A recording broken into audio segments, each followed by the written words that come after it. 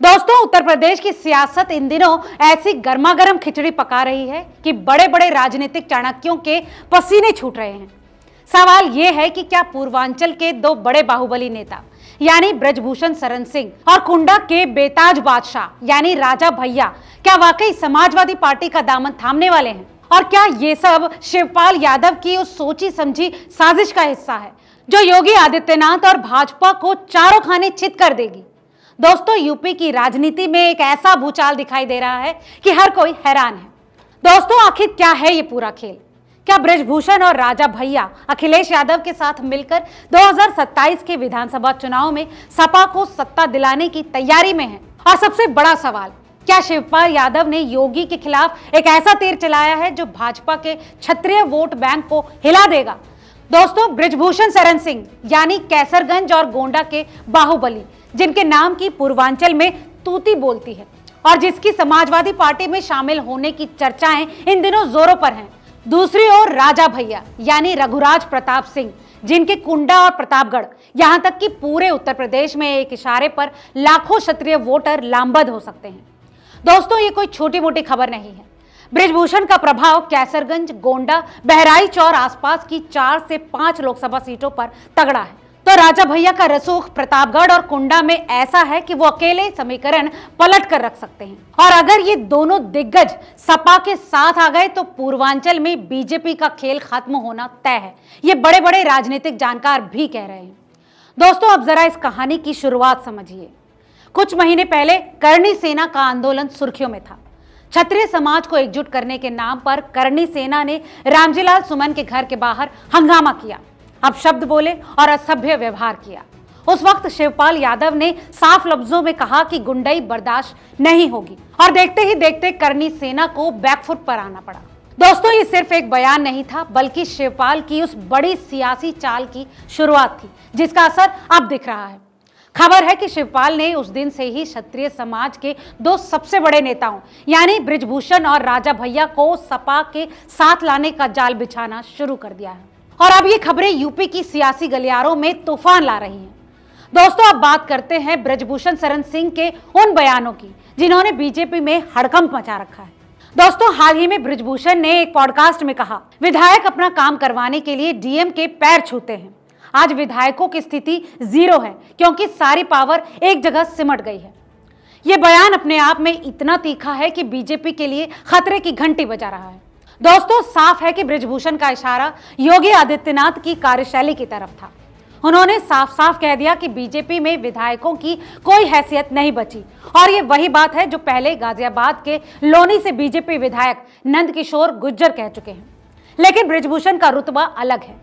कैसरगंज और गोंडा में उनकी बादशाहत है और क्षत्रिय समाज उन्हें अपना सबसे बड़ा नेता मानता है। लेकिन दोस्तों, ब्रजभूषण यही नहीं रुके। उन्होंने एक और बयान दिया जिसमें मुलायम सिंह यादव और समाजवादी पार्टी की तारीफ की। उन्होंने 2008 की एक घटना का जिक्र किया जब मुलायम सिंह के एक इशारे पर उन्होंने मनमोहन सिंह की यूपीए सरकार को बचाया था।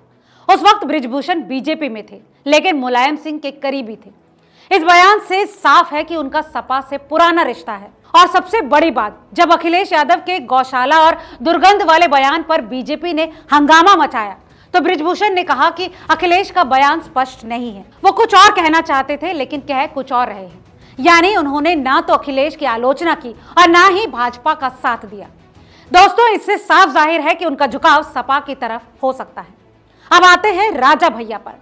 दोस्तों, कुंडा के बेताज बादशाह रघुराज प्रताप सिंह को यूपी की सियासत में आज कौन नहीं जानता।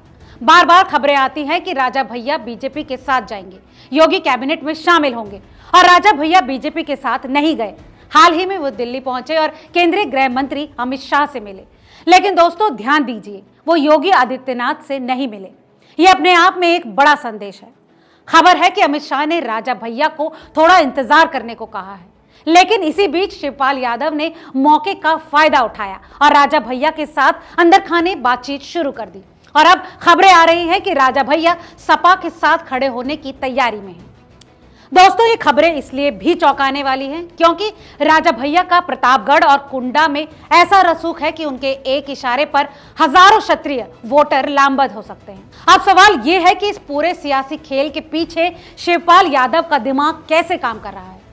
सपा में भले ही अखिलेश यादव राष्ट्रीय अध्यक्ष हों, लेकिन पूर्वांचल की सियासत को संभालने का जिम्मा हमेशा शिवपाल यादव का रहा है। दोस्तों, मुलायम सिंह यादव के समय में भी ये बात कही जाती थी कि पश्चिमी यूपी रामगोपाल यादव देखते हैं और पूर्वांचल शिवपाल का गढ़ है। शिवपाल ने इस बार क्षत्रिय समाज के बड़े नेताओं यानी बृजभूषण, राजा भैया और धनंजय सिंह जैसे बाहुबलियों को एकजुट करने की रणनीति बना रखी। ये सारे नेता अपने अपने इलाकों के बादशाह हैं। दोस्तों, शिवपाल जानते हैं कि अगर ये सारे नेता सपा के साथ आते हैं तो न सिर्फ क्षत्रिय वोट लामबंद होंगे, बल्कि ब्राह्मण और दलित वोटरों का समर्थन भी सपा को मिलेगा, जो पहले से ही योगी से नाराज चल रहे हैं। एक और बात जो इस खबर को और पुख्ता करती है वो है बृजभूषण और राजा भैया का अखिलेश यादव के प्रति नर्म रवैया। जब भी बीजेपी अखिलेश पर हमलावर होती है, बृजभूषण और राजा भैया चुप रहते हैं और ये बात योगी आदित्यनाथ भी खूब जानते हैं। यही वो वजह है कि योगी इन दोनों नेताओं पर ज्यादा दबाव नहीं डालते।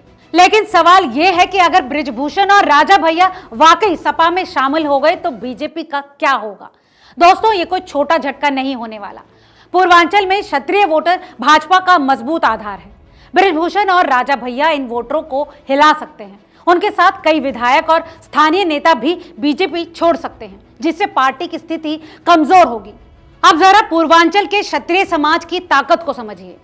पूर्वांचल, जिसमें वाराणसी, गोरखपुर, आजमगढ़, मऊ, बलिया, गाजीपुर जैसे जिले शामिल हैं, इन क्षेत्रों में ठाकुर समुदाय ने अपनी सामाजिक प्रतिष्ठा, आर्थिक शक्ति और संगठनात्मक क्षमता के कारण राजनीति में मजबूत पकड़ बनाई है।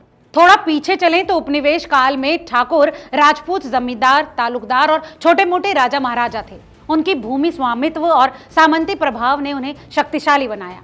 आज भी पूर्वांचल में ठाकुर समुदाय के पास 50% से अधिक भूमि का स्वामित्व होने का अनुमान है, भले ही उनकी आबादी केवल 7 से 8% है। उनकी योद्धा छवि और वैदिक वर्ण व्यवस्था में श्रेष्ठ स्थिति ने उन्हें सामाजिक नेतृत्व प्रदान किया। 2022 के विधानसभा चुनावों में यूपी में 49 ठाकुर विधायक बने, जो ब्राह्मणों यानी कि 52 सीटों के बाद दूसरी सबसे बड़ी संख्या थी। योगी आदित्यनाथ और राजनाथ सिंह जैसे नेताओं ने इस समुदाय को संगठित कर भाजपा को मजबूत किया। लेकिन अब अखिलेश यादव और शिवपाल यादव इसी वोट बैंक में सेंध लगाने की तैयारी में हैं। अब दोस्तों, एक और सवाल, अखिलेश यादव और राजा भैया के बीच तो पुराना विवाद रहा है, फिर ये डील कैसे हो रही है? तो जरा याद कीजिए, 2021 में जब अखिलेश से राजा भैया के बारे में पूछा गया तो उन्होंने क्या कहा था? उन्होंने कहा था, कौन राजा भैया, मैं उन्हें नहीं जानता। दोस्तों, ये बयान काफी सुर्खियों में रहा था, लेकिन सियासत में कोई स्थायी दोस्त या दुश्मन नहीं होता। राजा भैया 2012 से 2017 में अखिलेश की सरकार में मंत्री थे और मुलायम सिंह ने 2003 में उन्हें पोटा केस से बाहर निकाला। इस पूरे रिश्ते की वजह से शिवपाल अब अखिलेश और राजा भैया के बीच पुल का काम कर रहे हैं। शिवपाल का यूपी की सियासत में ऐसा रुतबा है कि बीजेपी, बीएसपी सभी दल उनके अनुभव और रणनीति का सम्मान करते हैं और खुद योगी आदित्यनाथ भी कई बार कह चुके हैं कि अखिलेश को शिवपाल से सीखना चाहिए। दोस्तों, अब आखिरी सवाल कि अगर ये डील पक्की हो गई तो बीजेपी और सपा के लिए इसका क्या मतलब होगा? तो दोस्तों, समझ लीजिए कि भाजपा के लिए वाकई ये एक बड़ा झटका होगा। पहले बृजभूषण का सपा की तारीफ करना, फिर राजा भैया का सपा के साथ आने की खबरें, ये सभी बीजेपी के क्षत्रिय वोट बैंक को कमजोर करेगा, जो योगी की सबसे बड़ी ताकत है। वहीं सपा के लिए ये गेम चेंजर साबित हो सकता है। अखिलेश पहले से ही यादव, मुस्लिम और दलित वोटरों पर पकड़ रखते हैं। अगर बृजभूषण और राजा भैया जैसे क्षत्रिय नेता उनके साथ आते हैं तो सपा का वोट बैंक और मजबूत होगा। खासकर 2027 के विधानसभा चुनाव में ये सपा के लिए सबसे बड़ा फायदा हो सकता है। दोस्तों, कुल मिलाकर ये सारी कहानी हमें एक ही निष्कर्ष पर लाती है कि शिवपाल यादव ने आखिरी वक्त पर ऐसी चाल चली है कि जो योगी आदित्यनाथ को बैकफुट पर ला सकती है। बृजभूषण का बीजेपी छोड़ना और राजा भैया का समाजवादी से हाथ मिलाना न सिर्फ योगी की साख पर सवाल उठाएगा, बल्कि भाजपा के क्षत्रिय वोट बैंक को भी कमजोर करेगा। लेकिन सवाल ये भी है कि क्या ये दोनों नेता सच में ये कदम उठाने वाले हैं या ये सिर्फ एक सियासी दांव है जिससे वो बीजेपी पर दबाव बना रहे हैं? असल वजह क्या है दोस्तों, ये तो वक्त के साथ ही साफ होगा। लेकिन आप क्या सोचते हैं? अगर बृजभूषण शरण सिंह और राजा भैया समाजवादी पार्टी में शामिल होते हैं तो बीजेपी को कितना नुकसान होगा? और क्या ये शिवपाल यादव की अब तक की सबसे बड़ी सियासी चाल साबित होगी?